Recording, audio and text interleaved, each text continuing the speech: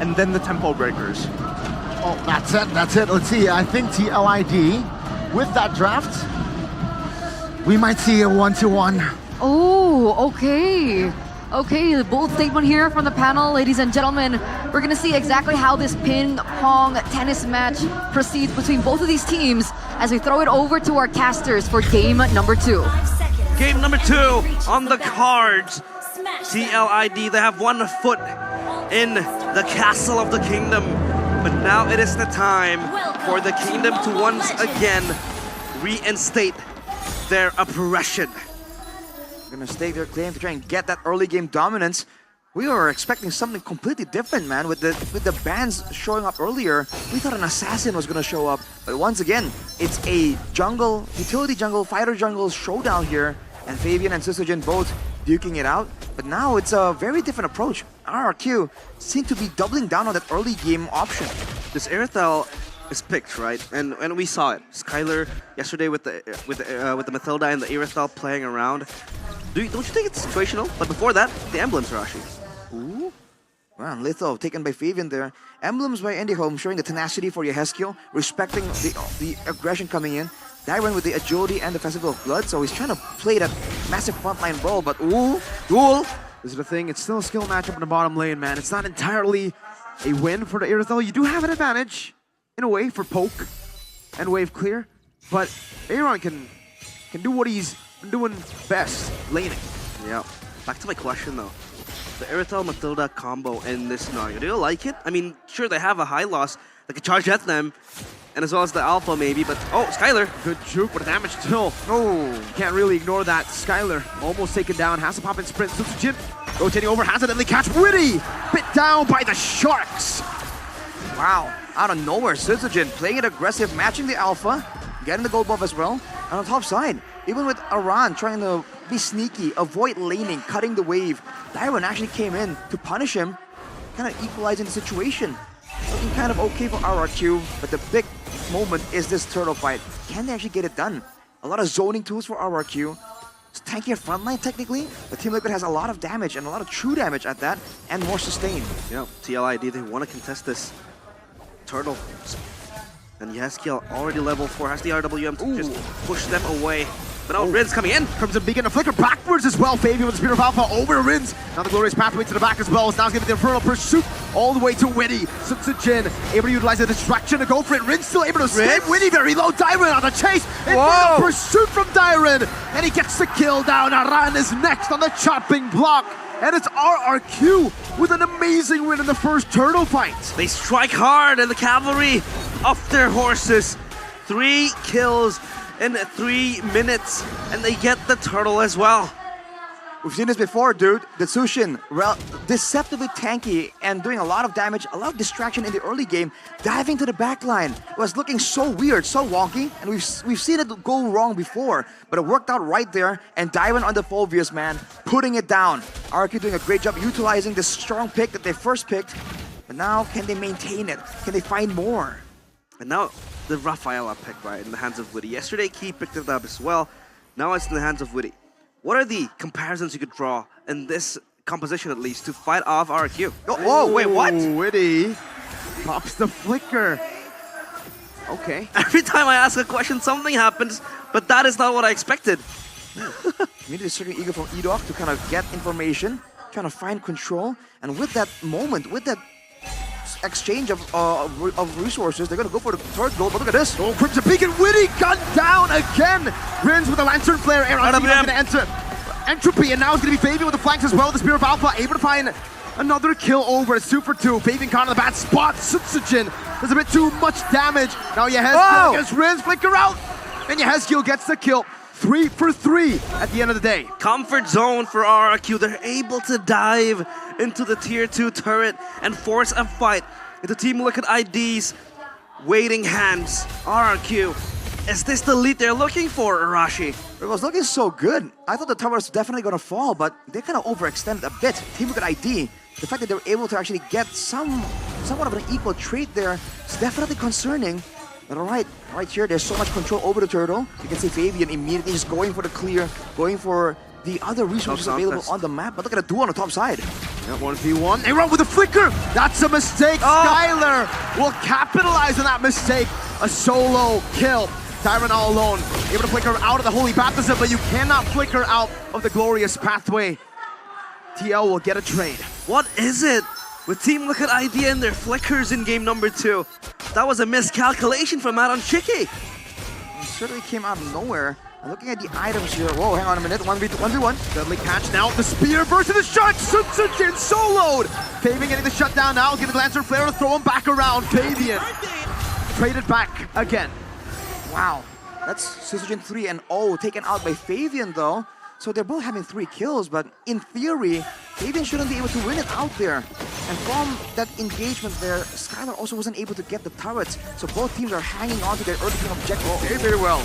Yeah, the baptism again whipping this time around. Aaron Cheeky has the entropy backwards. Circling Eagle knocking him up. Aaron very low, and now the Lancer Flare on him. Skylar with a heavy crossbow takes them down under the tier 1 up top. The power of the Irithel Matilda combo. This time around, the Crown Prince has company. And even with the Has Claws, there's no need for Skylar to go back. He can stay on the map indefinitely. No mana cost. Now Akira using it as pressure. Gonna for sure be able to get the tower on the top side. But even on the bottom side, Sutsujin being very active here. Which one will Team Liquid actually move towards? No. Ron will have to address the wave created by Sutsujin down bottom, but this just gets scarier for Team Liquid ID. But in this scenario, Arashi, in this sort of circumstance, can they still bank on the Natan? I think they definitely still can. Ooh. That's a lot of damage. That's disgusting. Oh man! That's just spoken away. Axe. That's just one war axe, man. Around in the back now, looking for it. Oh, Spear of Alpha missing the Glorious Pathway. Dodged away from now the Circling Eagle to go onto Aran. Meanwhile, Tyron in the back, forcing real world. Appalachian will be shredded down, and it will be a trade 1-for-1. But Witty takes the kill. It's an XP for an XP. RQ get all the turtles in game 2. I think the big deciding factor here is the fact that both frontliners, the Hylas and the Phobius, one can kind of delay you, right? The Hylas is too beefy to kind of push through, but the Phobius can actually take you out, having a lot more damage built into the kit. So now RRQ can actually be a bit more aggressive because they know that Dyron, however you want to spin it, becomes a bigger threat compared to Aran on the Hylas. And that single advantage is allowing them to just control more ground. But again, Team Liquid have that late game. Circling Eagle, Aran, no vengeance this time around. The Holy Baptism, again from Witty, only landing onto Dyron. Yeah, and the Phobius can somehow skip the high loss as well, right? You could practically target the backline of TLID indefinitely as E-Dog just opens up the map for RRQ. Now the question becomes for TLID, how do they want to deal with this Phobius, Arashi?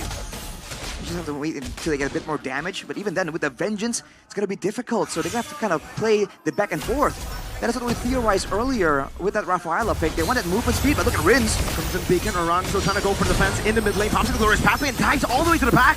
TLID, is this a mistake? The Holy Baptism catches on the Skylar. Oh, Dyron's free hitting. Now, 2 fights going on. Dyron able to get that Infernal Pursuit. Fabian very low. The chase around Cheeky! Again with the flicker forward, only to get gunned down by Skylar. The Stallion misses his flicker yet another time. RRQ, all hands on this game. 6,000 gold advantage. Is this a mental block you're talking about, Mirko? Playing the Natan against the infamous Natan in the PLID. A lot of moments here where it seemed so close yet so far. Skylar on this Irithel that really shouldn't be doing so well. 5-1 and 5. The mobility allowing him to just be so aggressive. Holy Baptism, no, under the terminal. Skylar now makes a mistake. Gets caught by the real world manipulation. And TLID, they'll have an advantage. Skylar shut down 20 seconds. And it will be a Lord that is in the Lanadon, up and ready. Mistakes after mistakes, both from the marksmen of their respective teams playing today. Now the Lord though, they want to blitz it, but I think they're just waiting for Skylar to respawn to get even more source of damage. Oh, that burst, man. Circling Eagle, forcing the vengeance out now. Deadly catch, Witty! Disappears straight to the back now with the Crimson Beacon. Able to get some damage down as Fabian goes in, gets rid of the back as well. Here on Shiggy with the entropy forward. Fabian slices through Dyron. Yes, kill. Gets the kill back, but Sutsujin shoots Aran down. another 2 for 2. Skylar back online, heavy crossbow onto Fabian. Will use the Spear of Alpha defensively, but the Circling Eagle to the back will be able to find 2. Aaron getting gunned down. The heavy crossbow is too much for Aaron to handle. And the Kingdom again are able to make it work. Team Liquid ID overzealous. They saw that momentum, they saw the mistake from Skylar. They thought that they had that Lord for sure, but they overstayed. RRQ were able to find a relatively equal trade, and the moment Skylar returns, that was a signal to retreat, but the cavalry just did not notice it. Wow! Almost just one-shotted. What is the damage? Yikes! A lot of damage from the Kingdom. They're angry. They don't want to give up their throne that easily. They don't want the castles to be usurped by the Stallions now. Aaron Shiki 1-5 as the Natan. Is there still a late game angle? If it goes long enough, there's definitely a late game angle. At 10 minutes, 6,000, we saw that Geekfam were able to come back from such a deficit, but RRQ, what is the plan here to crack open the base? This is the Nathan Eve combo with the Hylos. They do have Siege, they have the Ibithel, but the Mage, it's a Zushin. What's the plan here for Kescue to really crack open this base? It might be some kind of dive. Yeah, it's more of a zoning mage with the Zeusin, right? You want the CC to keep on going, but the Lord will blitz and march forward. Lord in the bottom lane. No, First Lord, so should be able to defend this again. It's a Yve and a Natan combination. Last time we saw, I would think it was day one. Fnatic Onyx having a 12,000 gold lead, but struggling to end against a Natan and a Yve. Now we talk about it, right? The Natan and the Yve, two of the best base heroes for defense in this patch, in the playoffs at least. Will RQ be able to topple down that foundation for TLID? Ooh, man, we'll have to see. Looking at the items right now, already the Glowing One and the Divine Glaive. So he's Yehezkiel here, not playing to shred the front line. He knows Aaron's gonna be tanking up too much damage, too much sustain. He's gonna focus more on having burst damage available in case Skylar makes a mistake, in case Weedy finds a great great stun onto Skylar. He can just follow up and deal a ton of burst damage. For Aaron Shiki, it's only about scaling up here. Holy Crystal almost completed. It's gonna be a massive spike. But the Radiant Armor is completed for Dyron, so again, it's kind of neutralized for a bit. Maybe one more item will be required before Team Liquid ID can really claim to have that shredding potential. Yeah, he has his Holy Crystal ready for Aaron Shiki. Now the big problem is he able to exert the damage? Because the problem is he has been overstepping, overextending, and creating, you know, minute plays that is not necessary, flickering forward with the entropy as well. That has been the criticism towards him since yesterday, even since 2 days ago in that match against Bigatron Alpha as well. Now it is a matter of how he will hold himself when the time comes. Now this is a delicate situation for Team Liquid ID. RRQ, just want to get the Lord, try and get some structures, that's fine. But Team Liquid ID, if they fail here, they falter and lose their front line, there's a lot of ground that RRQ can chase them through, and there's a ton of mobility available for them. Yeah, this Lord is important. 7.9k gold lead in the hands of RRQ. They look to even subjugate TLID further. They look for the zone, and here goes the Circling Eagle. They spot Fabian in the bush. Spear of Alpha, eat up. Able to flicker out, but whoa, the healing's there. Dyron with the flicker, finding 3, and now Skylar gets rid of all of them in the back. Jin with the red tree, and the Kingdom, they will take the fight here in the second Lord fight of the game. Skylar is a goddamn maniac.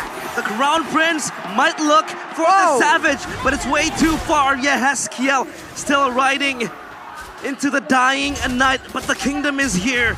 They wanna reinstate their oppressiveness towards the cavalry. A lot of damage, a lot of burst. Yehezkiel going for the play. RWM on the Skylar, very low with the Wishing Lancer, but again now in front of pursuit, the demonic force onto them. RRQ will level the game, will level the series in a best of 7. It is 1-1. Woo! The Kingdom, they will not go down without a fight. 1-1.